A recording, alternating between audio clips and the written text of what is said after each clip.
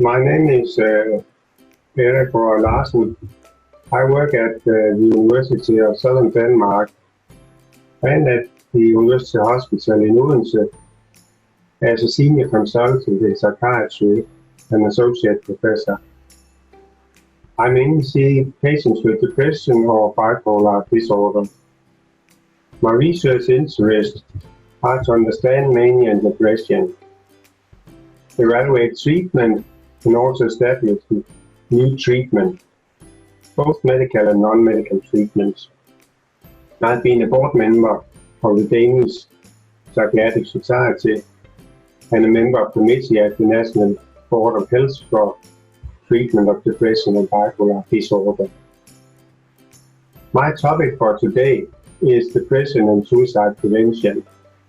How do we identify people at risk? What factors do increase the risk of suicide? And what can we do about it?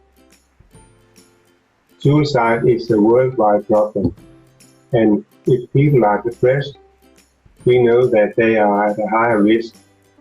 And if they have other comorbidities as drug abuse or so on, it may even raise up the suicide risk.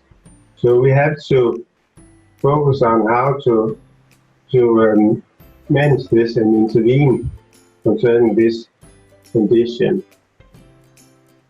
You will be able to, after my speech, to come with questions so that we may interact in a dialogue concerning these items.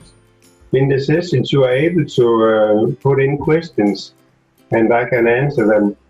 So please join the session. Thank you.